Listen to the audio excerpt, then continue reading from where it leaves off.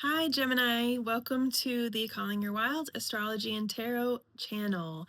Today we are doing a reading with the Good Tarot, the Moon Oracle, Black Moon Astrology cards, and the Ethereal Visions Illuminated Tarot deck, as well as Kane's Arcanae. So the first card that I pulled is Hera. And you can see the Cancer glyph at the bottom there. And she has this beautiful peacock crown. She's holding a pomegranate, and she's just looking very empowered, very passionate, and I'm getting a lot of self-compassion and self-love and self-empowerment from this card. And then we also got the Hierophant with that one.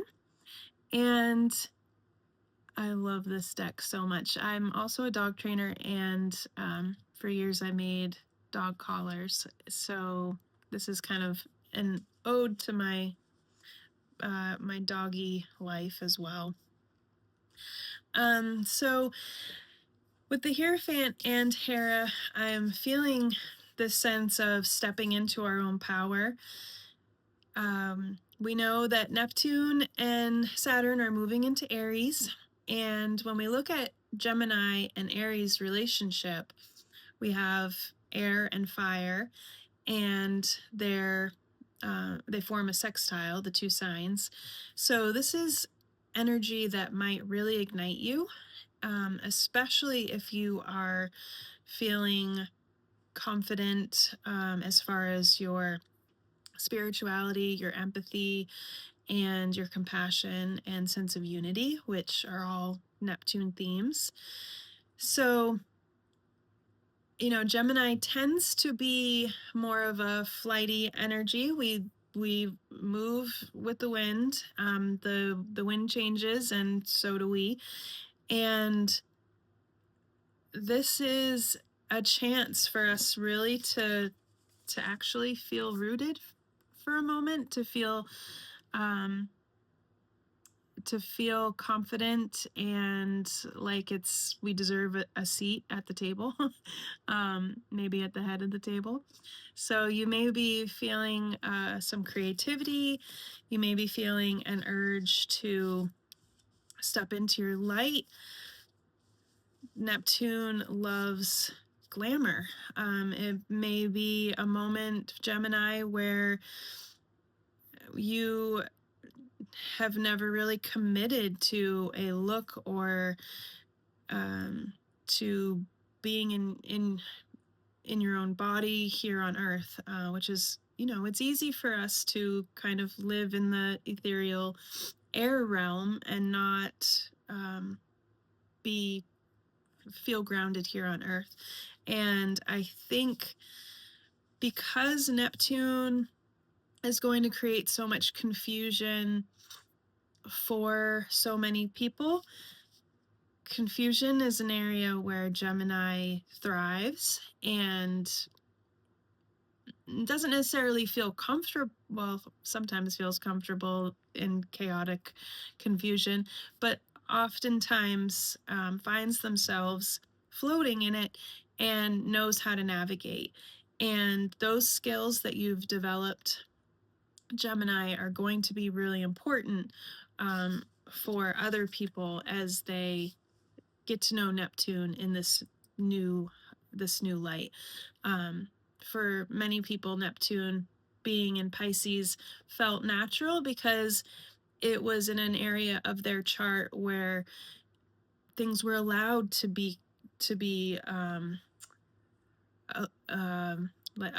creative and imaginative.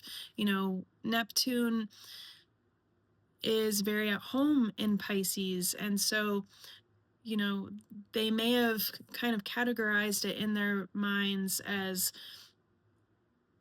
it's like, for me, Neptune was in the 5th house, so spirituality, creativity, empathy, and compassion are in my 5th house of joy and creativity. So if it felt natural, and children, so it felt natural for Neptune to be there, because it brought more of that that boundaryless imagination and creativity to a house that was already super creative.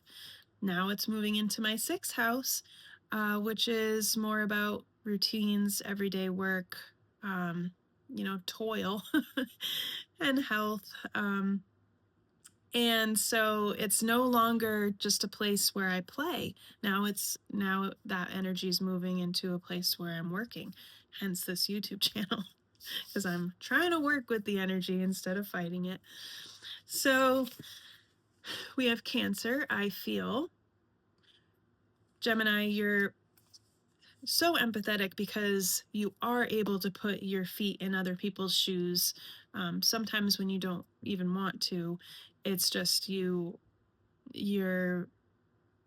sense of self is often very highly influenced by the people around you, because you are so psychic naturally that you feel what everybody else feels. So you're super psychic and empathetic already. And Neptune is an archetype of empathy, compassion, and unity. So because you are already an expert in the psychic arts and being empathetic towards others and compassion and understanding emotions and understanding how to ride the waves of emotions, and that what we are feeling doesn't define, it defines the moment, but it doesn't define us necessarily. You're going to be in a good place for not just capitalizing on that, but for carving a new way to find resources and to help your finances, and to develop your values. This card with the Cancer card, I think it's telling us, the 9 of Pentacles is just reminding us how important nature is for Gemini. Even just 5 minutes outside every morning, just standing outside, it doesn't even have to be far, just standing outside enough to hear the birds, and standing still long enough so that the birds feel comfortable singing or speaking around you or flying about. We really need to connect when Neptune has such a powerful energy. We really need to connect with the old gods, or the archetypes, the energy that rules our sun sign, in order to find self-love and find ourselves and our confidence. And for Gemini, that's Mercury. So connecting with Mercury, whether that's meditating on connecting with them, in whatever form comes up for you, that they bring. Coyote is another Gemini archetype. Connecting with the birds or your animals, your familiars. Super important right now for finding self-love, because they will mirror back your connection to spirit and to God. So it's really important to connect with nature and to communicate with whatever form Mercury takes in your spiritual life.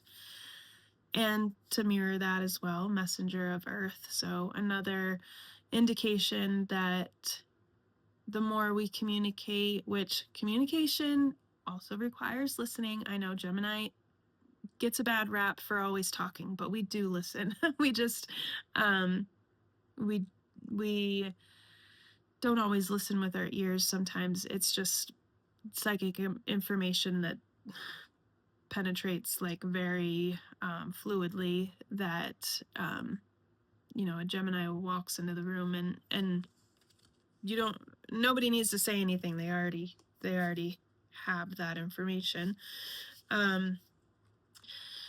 We have the Eight of Wands. So so Messenger of Earth with the Eight of Wands is looking like, and I think this is probably talking about Uranus, which right now is at 27 degrees of Taurus, moving into Gemini. It's going to be a quick shift. It's going to be, as Uranus does, it's going to be breakthrough energy. So